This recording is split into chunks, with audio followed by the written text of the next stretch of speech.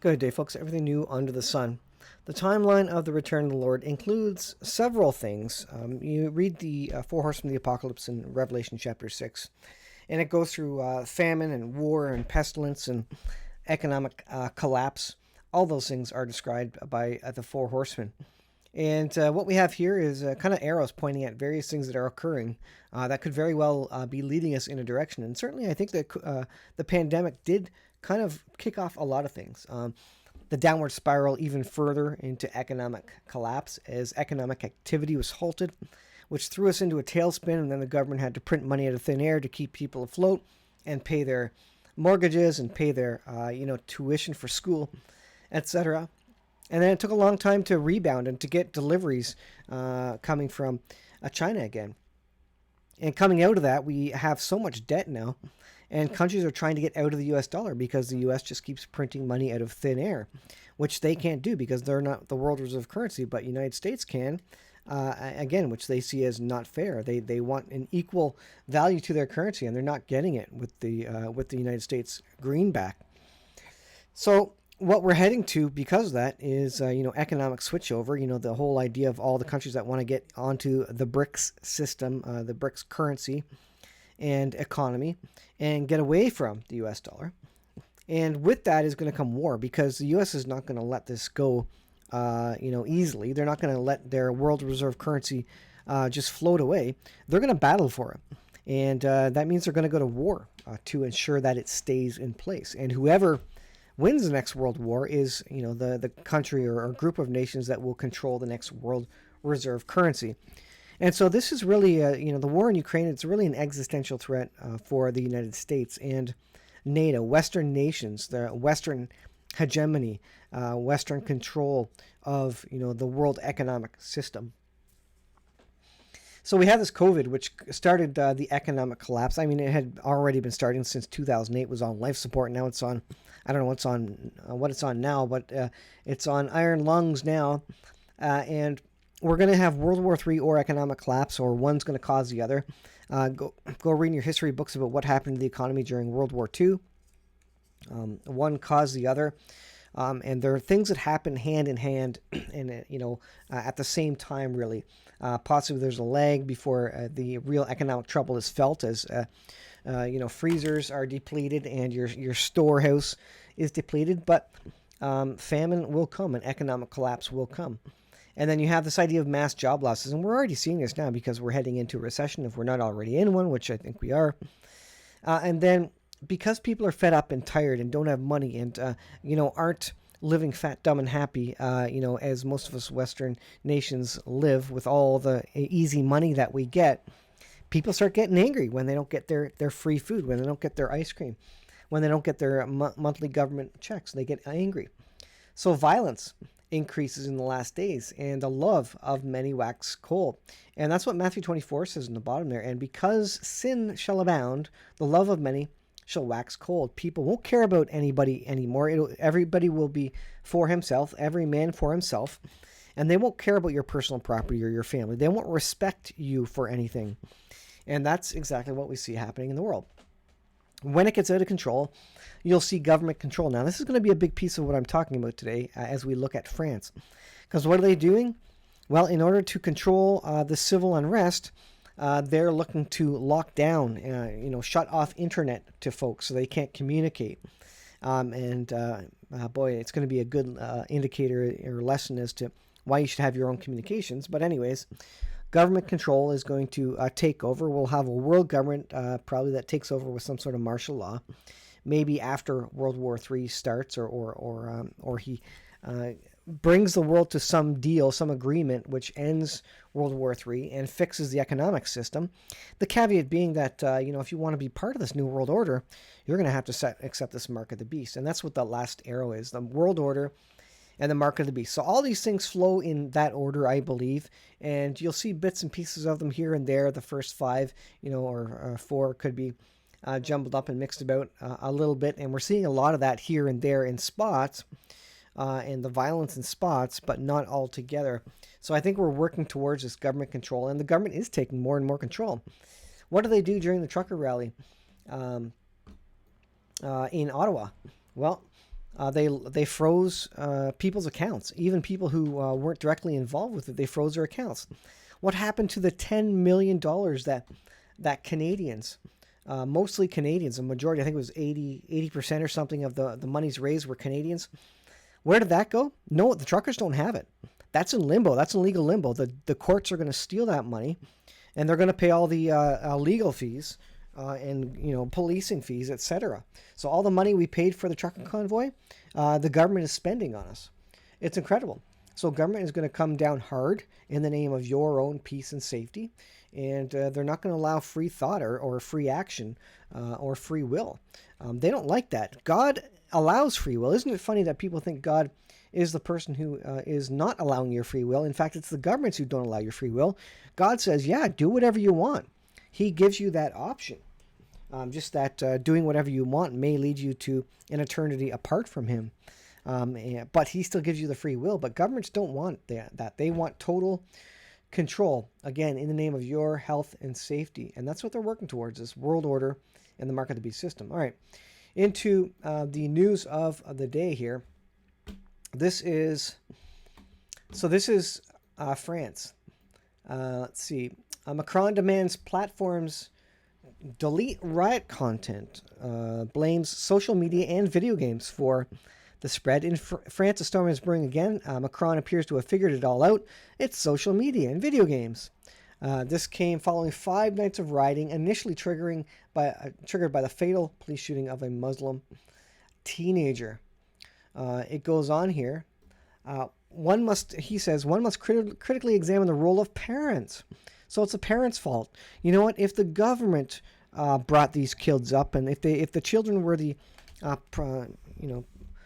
property of the government, well, the government would do it properly, and they would limit the kids' video games, wouldn't they? And they would they would limit the kids' social media. Do you know what they do in China? That's exactly what they do. The government limits video games and social media. Now, I'm not saying that's a bad thing. In many ways, that is a good thing. But you can see the limit of free will, free speech, freedom in general. The governments are taking it away in the name of your public health and safety. And that's what they're going to keep doing. And it looks good, doesn't it? A lot of people would vote for, keeping kids away from that kind of stuff. But at the end of the day, it's more and more rules. And God didn't come to make rules. He came to give you free will and to choose his Son, Jesus Christ, and choose salvation through Jesus Christ so that you could be in eternity with him.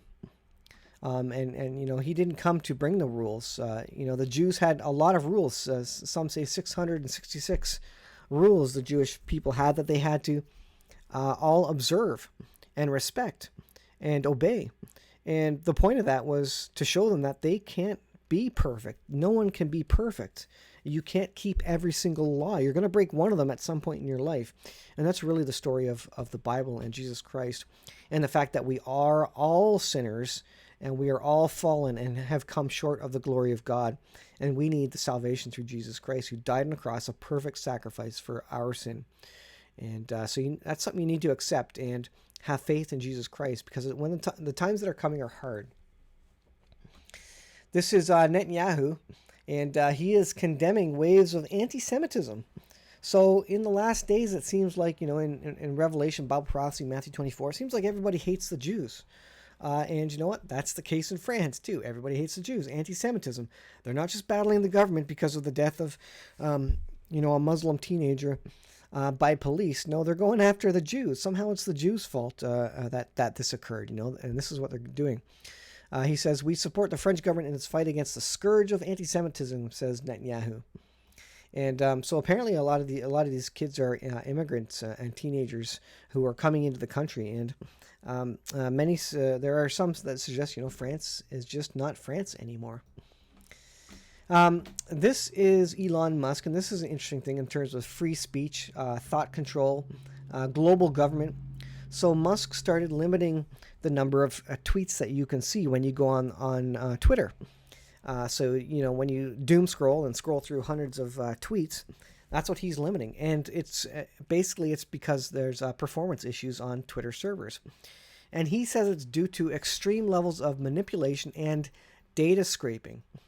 Now, what that means is that people are scraping the data, bots are going in, reading all the tweets, and he comes out and says it's a large part of it is artificial intelligence is scraping this to use it as, a base for text and ideas, almost like reading a book, right? But these bots are going in and just consuming resources of the servers to read all these tweets. These aren't humans doing it. And it's something that Elon's trying to limit because it's a problem for performance, and they're paying money for all this performance, and it's going to artificial intelligence.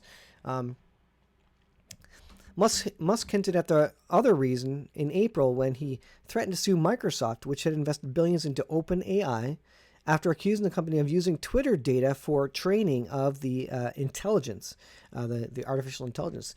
They trained illegally using Twitter data. Lawsuit time, Musk tweeted. Also, by the way, the Twitter files show that the FBI might come in and get 22 tweets censored, but AI is how EIP and other third-party censorship groups were able to get 22 million tweets censored. So they take these AI bots in and they look for any sort of discrimination, bigotry, whatever, use of wrong words that they believe is incorrect, and they report them. And so you can get a lot more people banned by bulk reporting people by way of artificial intelligence, kind of, scanning and scraping all the data off Twitter. So it's causing trouble with free speech, and it's making an unfair playing field for the rest of us. It appears to be working, as ChatGPT admitted it was unable to access tweets this morning. So ChatGPT had succumbed to the new rules by Musk. Now, people are saying, well, Musk is putting rules on free speech. Well, he's trying to, I think, save us from the AI censorship. Death Star and that's the headline of this one, where he's limiting bots and automated sources from scraping all this data and making life and reporting you for what you might be saying versus, random humans who might see what you're saying. So interesting. Ukraine, Russia, U.S. could stage chemical weapons propagation. Now, this is the latest thing. They were warning about nuclear weapons being used. And by their way, there are sniffer planes up in the air. This is War News 247. Preparations for the unthinkable. WC-135R Constant Phoenix nuke sniffer rushed to Crete. So Crete is in the Mediterranean, of course. U.S. sends radioactivity measurement aircraft due to Ukraine. So they're hyping up this idea of radiation and some sort of fallout event. Ukraine is saying that Russia is going to stage it, do a false flag or something. And Russia accuses Ukraine of doing the same. But now apparently they're talking about chemical weapons. And again, this was a red line. If they can't get Russia to use a nuclear weapon, maybe they can declare that Russia has used a chemical weapon. And this would be a red line. U.S. is preparing Syrian jihadists for possible chemical weapons attacks in order to derail Damascus' diplomatic re-engagement with other Arab nations. So again, the idea of chemical weapons to disturb and distract as it relates to Russia in Syria. And why is this a problem? Because we know in Bible prophecy that Russia is a big part of the last days and that they march along with other nations in the war of Gog-Magog in Ezekiel 38 and 39. And so we have, Russia being accused of nukes in Ukraine and now potentially chemical weapons there. And so don't be surprised to hear of chemical weapons maybe being used in Ukraine because, if Russia does not use nukes and Ukraine doesn't go as far as to do a false flag on that, then maybe chemical weapons is the easier way to go, where you can blame Russia for something and then the whole world would get on Russia's back about something. So there you go. Israel, Iran, along with that story about Syria and chemical weapons, Israel to purchase new squadron of stealth fighters. So they want to purchase a 25 extra F-35. So these are the stealth fighters that they could go into Iran with. And this would bring Israel's fleet to 75 stealth fighters. Now, you got to believe that they're kind of heading for something here. That they're building their defenses and their offensive force for a preemptive strike on Iran. Now, this is a 10-year deal. It's probably shorter than that because everything we hear, there's a U.S. and Israel signed a 10-year deal. Maybe that's just the payback. Maybe they will get some planes prior to that.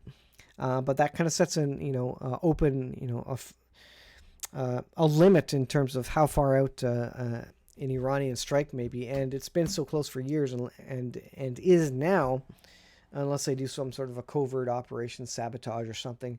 And it's been quiet, to be honest, on that front. I've been following the news. And, is Israel going to preemptively strike? Are they not? Are they doing sabotage and doing operations that we're simply not hearing about in the West? And that could very well be. But certainly Israel has all the best technology, all the best hardware.